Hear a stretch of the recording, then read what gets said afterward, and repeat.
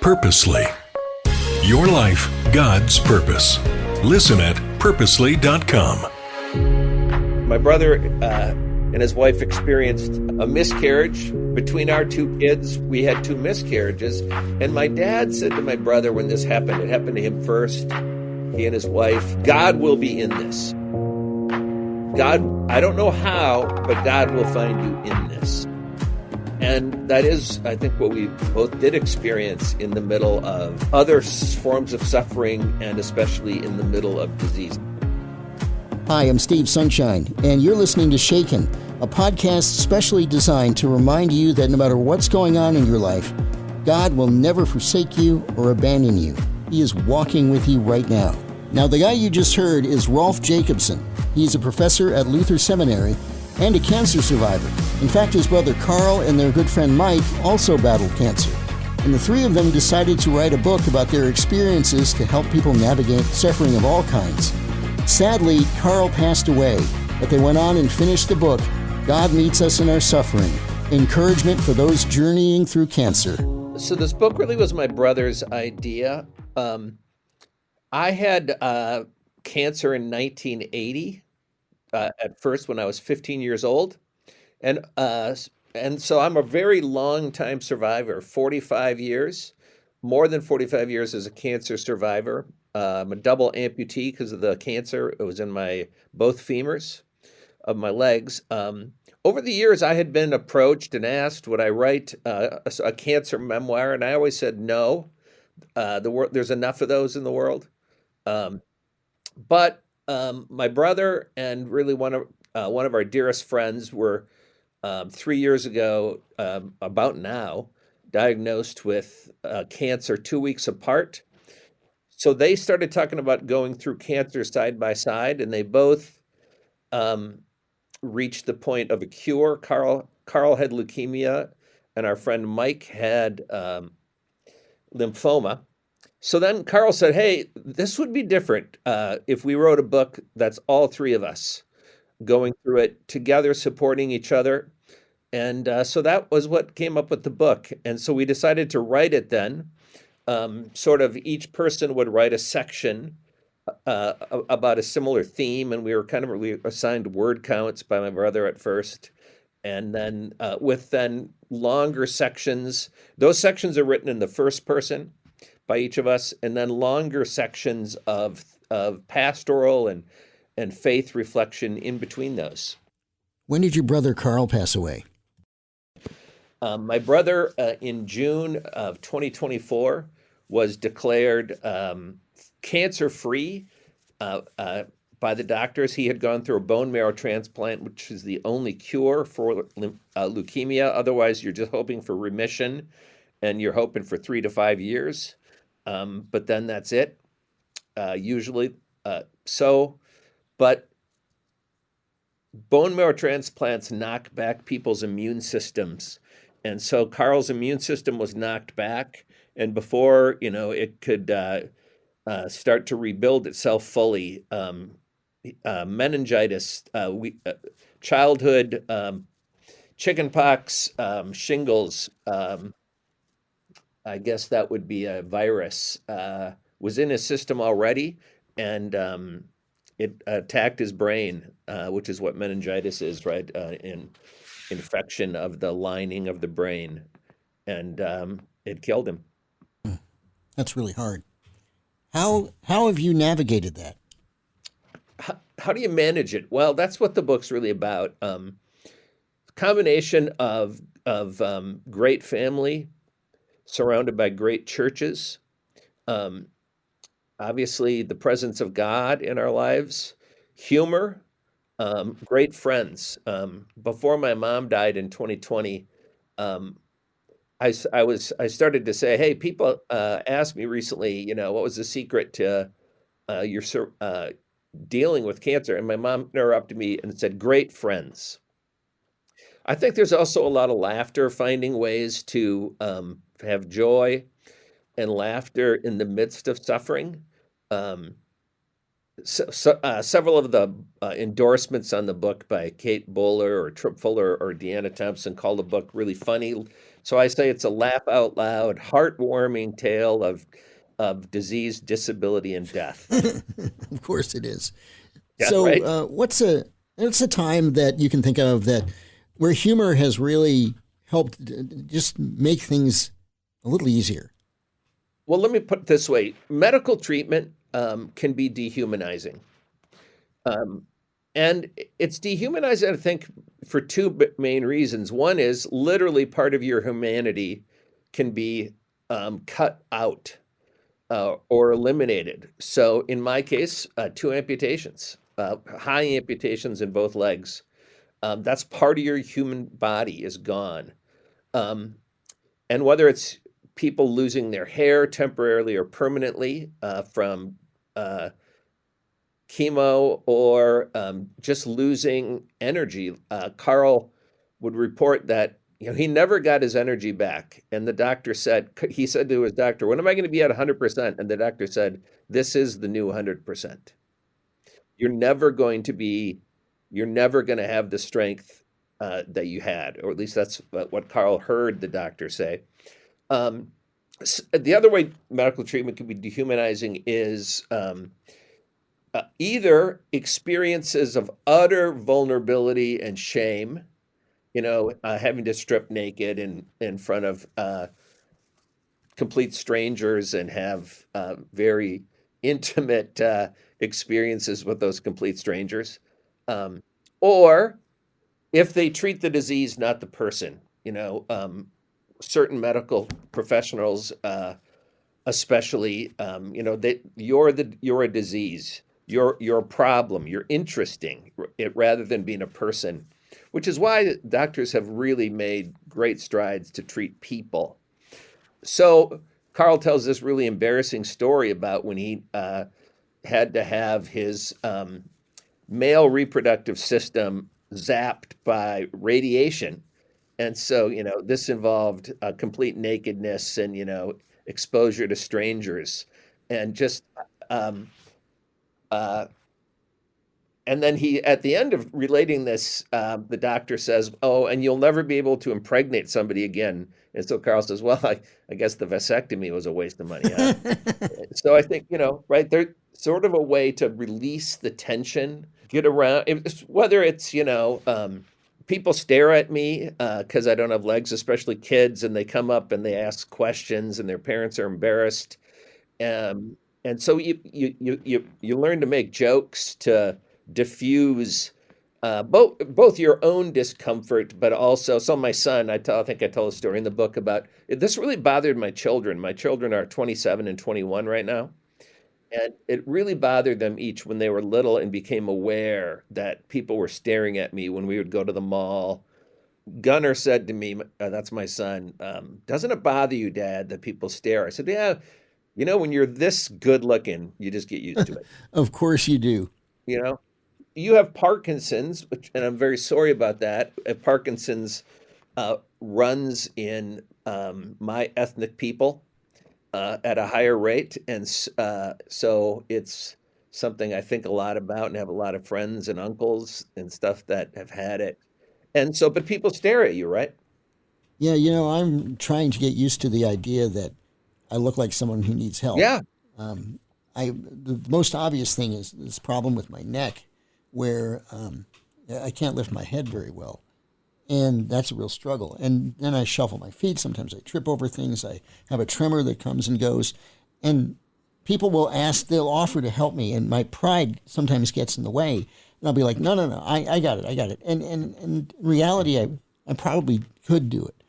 But I've recently been trying to just say thank you and let them help and just forget about my pride and let them be blessed to be a blessing. But honestly, that's hard. It is. I mean, so there's a piece of your dignity is taken from you, right? So I remember consciously deciding, probably when I was after my sophomore year in college, sometimes I have to do things to get along that other people might view as undignified. And I decided I was not going to be embarrassed by that. That's if they look at think and say, gee, gosh, that's really undignified. They're not going to say it, but they're going to think it. And I'm going to be okay with that. You know, what I have to do to use certain bathrooms that aren't handicapped accessible, or how I'm going to cope on a plane. I was teaching at a Christian congregation a couple weeks ago, somebody said, "Oh, are you the speaker for our adult class this morning?" I said, "Yeah, I am." And they said, "Oh, break a leg." And then this woman felt terribly embarrassed, right? Break a leg, it's the old theater term because you're not supposed to say good luck. And then she just felt terrible about it. And so I feel it's my job to relieve her because there are so many euphemisms in our language. Whether you've said to a blind person, "Hey, see you later," you know what I mean? Or somebody says to me, break a leg or something like that. Humor is really is great help. My friend Kate Bowler and I were joking a few years ago. She was diagnosed about the age of 34 with incurable cancer, and she's still with us. But somebody came to her house and said to her husband, "I just want you to know, I believe everything happens for a reason." So she wrote a book, very famous book called Everything Happens for a Reason and Other Lies I Have Loved. We got on the phone and we were talking about the things people say that they think are going to help. And one of the things I said is like, yeah, here's another one. When God closes a door, God opens a window. Yeah. I said, God opening a window doesn't really help those of us who are in a wheelchair. Yeah. I mean, the rest of you guys can get out the window, but I'm still stuck in the house. Yeah. You know, the problem with that is it's not always true. God doesn't always provide some other opportunity that makes up for whatever it is that you've lost. It just doesn't always happen that way. Sometimes Correct. Life is just hard. He says, though, that even though we go through hard times, that we don't go through them alone, and he stays with us and doesn't leave us or forsake us, and we can have peace that passes all understanding. And so sometimes people end up getting set up with unrealistic expectations, and that can be hard on their faith. Yeah, amen. I mean, I'm a pastor and I'm a seminary professor. I teach Old Testament. And so the problem with every good heresy in the history of the Christian church is it's half true. I mean, if a heresy were just completely false, it wouldn't suck anybody in. So, right, so a statement like, when God closes a door, God opens a window, it's half true. That is usually, all right, so, you get dumped by one girlfriend, boyfriend. Usually somebody else will come along. It might take a few years. And so it helps people think about, okay, the loss of one thing, the loss of one job, the loss of one relationship. Yeah. There will be other opportunities, except for sometimes there isn't. Right. And that's the problem with the statements. When you look at the Holocaust in World War II, everything happens for a reason. I know a lot of my Jewish friends, and I would agree with them. No, there was no reason. No, not at all. I mean, saying something like that to somebody who's been through the Holocaust and giving them just what feels like a little slogan just wouldn't be appropriate. So you got cancer as a teenager. And what was that experience like for you, growing up in a situation where they had to amputate a leg, then they had to amputate another leg, and you went through that time in a young age? Tell us what that experience was like and how did you handle it? I think, first of all, the most important thing, what it was like being supported by a great community. I mean, I do think that everybody should be a part of a faith community so that when something really bad happens, there's the support around you. Yeah. The people that show up with meals, or the people that show up just, to spend time with a game. The women's organization at the church. I'll just say the name of the church because they're really important, and we dedicate the book in part to St. John's Lutheran Church in Northfield, Minnesota. When I was a boy, the women's group when I was they tried to save my second leg. They immediately amputated the first leg, and they said the reason we amputate is there's been no success, um, like cutting out the knee and putting an artificial knee in. Well, that they tried that with the second leg, which again they didn't work. Um, they for complicated reasons they radiated it first, and then they did it, but the radiation killed the flesh around the bone, so it wouldn't heal. Yeah. So I'm stuck in bed literally for 6 months. Um, and the women's organization bought a TV with a remote control. This is 1980, right? Most TVs didn't come with remote controls then. And so I would have to be, especially I'd be home. My mom and dad had to work. And I think just to be supported by great friends, a great family. I can't say enough about my parents and my two older sisters. Karl at that point was only 10 years old, so it was hard for him to even understand what was going on. But I think that's and gratitude. We know scientifically now that practices of gratitude literally remap one's brain and Yes. make one more resilient and happier. And practices of gratitude have always been a part of the family I grew up in. I mean, even with the simple thing of always returning thanks at the start of a meal. So, 3 times a day, we're giving thanks. And it's not magic. It doesn't, immediately give you the ability to do something physically you can no longer do, but I think it really is important over time. Generosity and gratitude, I say, are the only known cures for resentment and entitlement. Yeah, absolutely. I totally agree with that. What do you say to someone who has gone through something really hard, or maybe they are right now, and they feel so lost, they start to question whether God even cares about them? Right. First of all, times of pastoral care are not the moment to fix somebody's theology. So if they say, I'm really angry, first of all, the Psalms, and that's my specialty, the Psalms really give us permission to be mad at God. And I think learning to pray the Psalms, or read them or listen to them. There's so many great musical versions of Psalms one can listen to now. I think so. Wherever somebody is, that's fine. That's where they are. I think the important thing is to surround somebody with love, and not try to fix them, especially their theology. Ask questions, listen, spend time. I think to show up and to bring a blessing. And the number one blessing in my culture people bring is food. Yes. So I think really an important lesson I've learned over the years is other people's pain repulse us at an emotional level, psychically.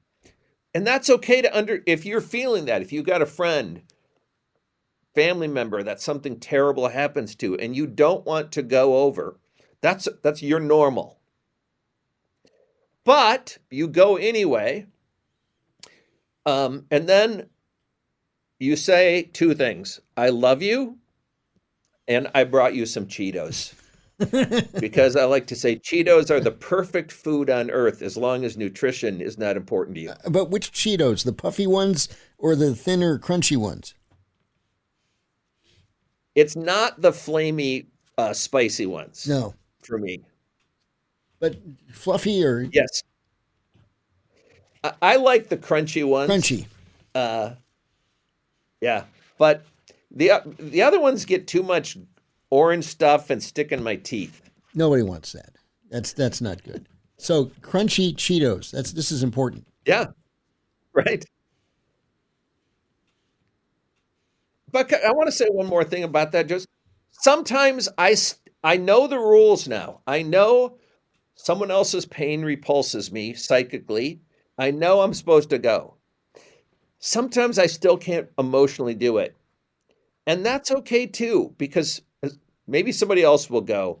I mean, as a rule, I always try to go, or, find a way to let somebody know I love you and here's a blessing. Um, I think not to beat yourself up too much if you think, you know what, I never went over, um, you know, to Yeah. sometimes there's guilt, you know what I mean? If someone else is suffering, Sure.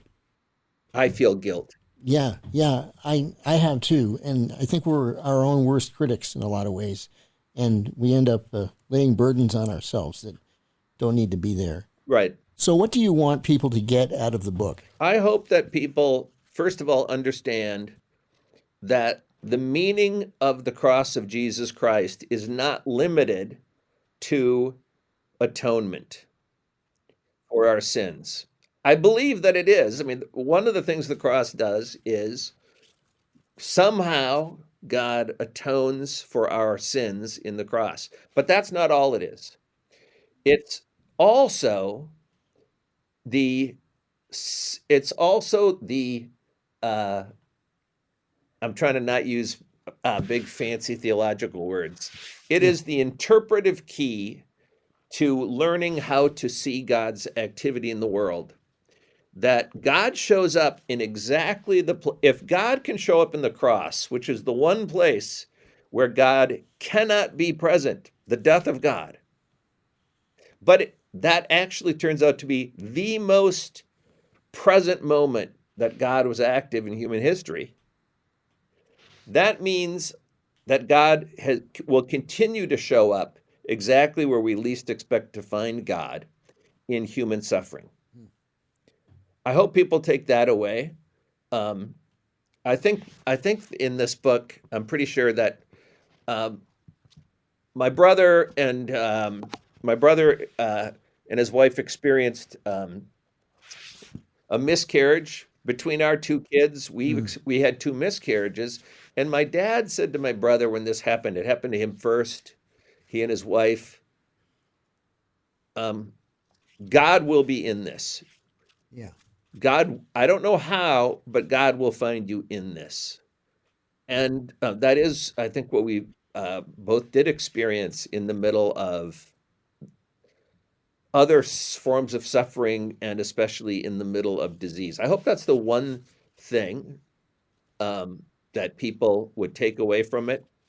I hope there's also some readers will take away whatever works for them. So there's three of us writing and reflecting, and I hope that people take away. I think my single biggest insight, I've already kind of mentioned it, is that if experiences of disease, disability, and death dehumanize someone, then the response from caregivers, whether the caregiver is a friend, a family member, a church member, or a caregiver like a nurse or a doctor, if disease dehumanizes, then tend to what is human in someone. And that will vary. What that means to do that will vary based on who you are and who the person is. I think I tell the story after I first got sick. I had been an athlete and a trombone player. All I wanted to be when I was a little kid was in the marching band, because we had a babysitter who was in the marching band, And I loved band and I loved marching band, and that's what I wanted to be. And suddenly I couldn't be that anymore, and I couldn't play tennis anymore, and I couldn't ski. So somebody gave me an art set, like a really nice set of paper and a book and colored pencils. And I cannot draw a straight line with a ruler. Me neither. So how'd that go? Well, I mean, that didn't work, but they tried. But some other people tried other things that worked, you know what I mean? Mm-hmm. And so I took up guitar, and I still play guitar till this day. And and people offered me other things and other experiences. that, some of that really worked. So, I think tend what is human in someone. I hope people take away that lesson, because I think it's really important. When my son my son Gunnar was really sick in 8th grade with a blood pressure disorder called POTS. And when you stand up, your blood pressure doesn't regulate, so he still will pass out sometimes. Wow. His godfather, my good friend Hans, who preached the sermon when Karl died, he bought him a video game system. An incredibly generous thing. So here's a kid who can't stand up, can't walk, can't run. He's for 6 months he had to lie down for 6 months basically till his body corrected itself. He had grown 5 inches in a year, and his system didn't keep up. Well, that's an incredibly generous gift of his godfather to do. And, it's those moments of incredible kindness. For me, one of those moments was my high school German teacher would take the senior class to Germany. And I didn't think I could go. I was in a wheelchair, and I didn't think I could do the mountains and the trains, and I didn't think I could do the steps. And several of the, like 4 or 5 of my classmates came to me and said, we noticed you didn't sign up for the trip. They said, we think you didn't sign up because that you probably think you can't do it, but we think you can do it and we'll help. That's just an incredible moment of help that then allowed me to do other things that are much harder, frankly, than going on a trip to Germany. But you have to do those first little things. And, frankly, getting married was a lot harder, and staying married has been a lot harder than going on a trip to Germany. But I never would have been able to do those things, if people hadn't helped me do those first things. Oh, wow. I love it when the church, the body of Christ, does what it's supposed to do and really gets behind one another and encourages and helps. When we help each other, I think that's just really the way the church is supposed to be. I love that. So the book is God Meets Us in Our Suffering, Hope and Encouragement for Those Journeying Through Cancer. It is available now, just came out, and you can get it at the usual places. We'll have a link for you on the show notes. Just check that out, and you can get the book real easily that way. So Rolf, do you do social media? Can people follow you? Yeah, I'm on Facebook. I in the middle of I don't post a whole lot. Okay. I'm on a podcast, but it's a preaching podcast because I'm a preacher. For years I've been on one called Sermon Brainwave. Right now I've cycled off of it because of work, but I'm also on one called The Narrative Lectionary. But I don't have a blog at the moment. But people can connect with me on Facebook or by emailing me at Luther Seminary. And if they Google Rolf Jacobson, Luther Seminary, I'll pop up. I am not Rolf Jacobson, the poet. Oh. I always tell people he was the poet laureate of Norway, named Rolf Jacobson. I always tell people, when I teach, if you didn't like me, I'm the poet. I'm that Rolf Jacobson. I'm sure he appreciates that a lot. Well, I often get this. Hey, somebody at church read one of your poems or it was in a bulletin. I'm like, oh, thanks. It's a lot easier than explaining it, Yeah, right.